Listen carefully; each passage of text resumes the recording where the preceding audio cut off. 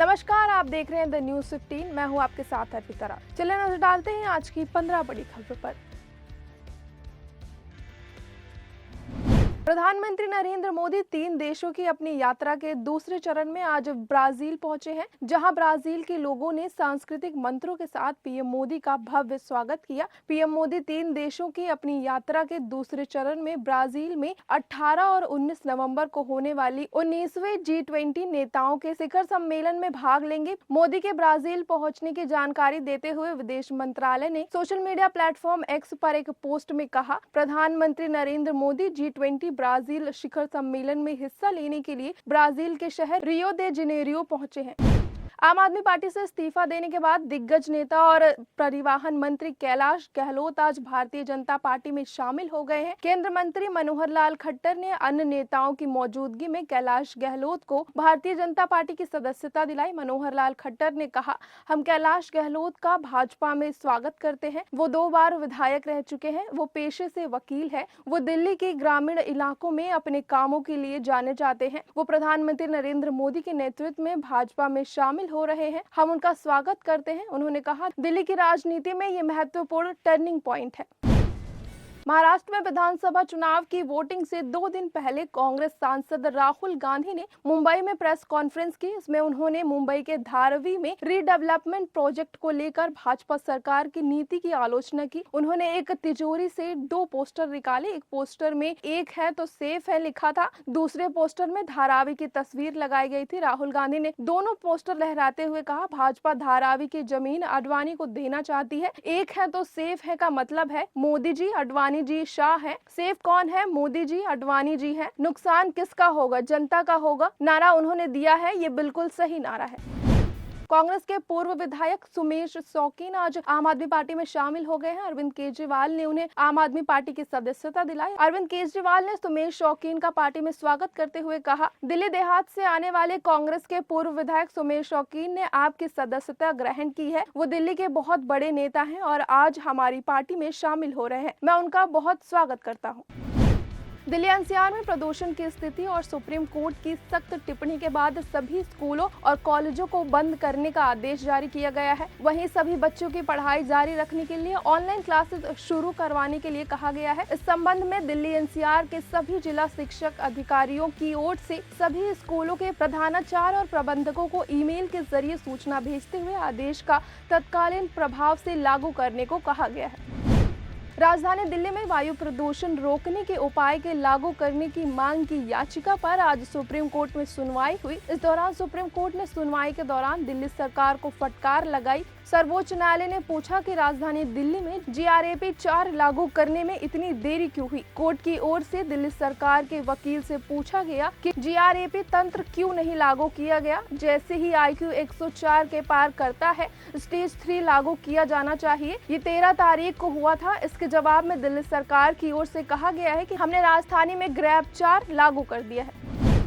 कैलाश गहलोत आम आदमी पार्टी का साथ छोड़कर बीजेपी में शामिल हो गए हैं। कैलाश गहलोत दिल्ली सरकार में मंत्री पद भी संभाल रहे थे। उनके जाने से कैबिनेट मिनिस्टर का एक पद खाली हुआ था। अब आम आदमी पार्टी के नेतृत्व में भरने का फैसला लिया गया है। आम आदमी पार्टी की ओर से रघुविंदर शौकीन को कैबिनेट मंत्री पद मिलेगा। रघुविंदर शौकीन नागलोई जाट सीट से आम आदमी पार्टी के विधायक हैं। मणिपुर के जिरीबम में 6 लोगों के शव बरामद होने से पूरे राज्य में हिंसा प्रदर्शन हुए। इम्फाल घाटी में हुए हिंसा प्रदर्शन के बाद यहां स्थिति तनावपूर्ण बनी। इसी के साथ घाटी में अनिश्चितकाल के लिए कर्फ्यू लगा दिया गया और इंटरनेट सेवाएं भी निलंबित कर दी गई। इसी बीच गृह मंत्रालय ने हिंसा को देखते हुए बड़ा फैसला लिया है। मंत्रालय ने मणिपुर हिंसा से जुड़े 3 मामलों की जाँच NIA को सौंप दी है। NIA उन मामलों की जाँच करेगी जिसके कारण लोगों की जान गई और सार्वजनिक व्यवस्था में प्रावधान उत्पन्न हुआ। अधिकारियों ने बताया कि गृह मंत्रालय द्वारा हाल ही में जारी आदेश के बाद एजेंसी ने मणिपुर पुलिस से ये मामला अपने हाथ में ले लिए है। पंजाब के पूर्व मुख्यमंत्री बेअंत सिंह की हत्या के मामले में केंद्र की तरफ से जवाब नहीं दाखिल किए जाने पर सुप्रीम कोर्ट ने नाराजगी जताई। सुप्रीम कोर्ट ने राष्ट्रपति द्रौपदी मुर्मू के कार्यालय को आदेश दिया है कि वो मौत की सजा पे पाए गए कैदी बलवंत सिंह राजवान की दया याचिका पर 2 सप्ताह के भीतर फैसला ले। रजवाना को 1995 में पंजाब के तत्कालीन मुख्यमंत्री बेअंत सिंह की हत्या का दोषी ठहराया गया था। संयुक्त किसान मोर्चा और किसान मौजूदा मोर्चा ने आज घोषणा की है कि किसान फसलों के लिए एमएसपी की कानूनी गारंटी समेत कई विभिन्न मांगों को स्वीकार करने के लिए केंद्र पर दबाव बनाने के लिए 6 दिसंबर को दिल्ली की ओर मार्च करेगी। ये निर्णय यहां किसान नेताओं की बैठक में लिया गया है। बता दें कि प्रदर्शनकारी किसान 13 फरवरी से पंजाब और हरियाणा के बीच शंभू और खनेरी सीमा पर डेरा डाले हुए थे, जब एसकेएम और केएमएम के नेतृत्व में उनके दिल्ली चलो मार्च को सुरक्षित बलों ने रोक दिया था।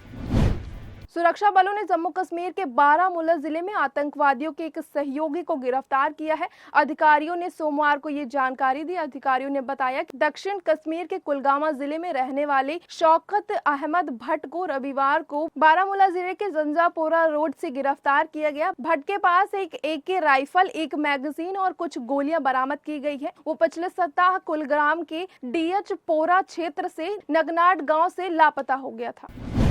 बॉलीवुड एक्ट्रेस और भारतीय जनता पार्टी की लोकसभा सांसद कंगना रनौत ने अपनी फिल्म इमरजेंसी की नई रिलीज डेट का ऐलान कर दिया गया है। इससे पहले फिल्म को पोस्टपोन करना पड़ा। नई रिलीजिंग डेट की जानकारी देते हुए कंगना रनौत ने सोशल मीडिया प्लेटफॉर्म X पर लिखा, 17 जनवरी 2025 देश की सबसे ताकतवर महिला का महाकाव्य गाथा और वो पल जिसने भारत की तकदीर बदल दी थी। इमरजेंसी आ रही है सिर्फ सिनेमा घरों में। बता दें ये फिल्म पूर्व प्रधानमंत्री इंदिरा गांधी के जीवन पर आधारित है। कंगना रनौत ने खुद इस फिल्म में पूर्व PM इंदिरा गांधी का किरदार निभाया है।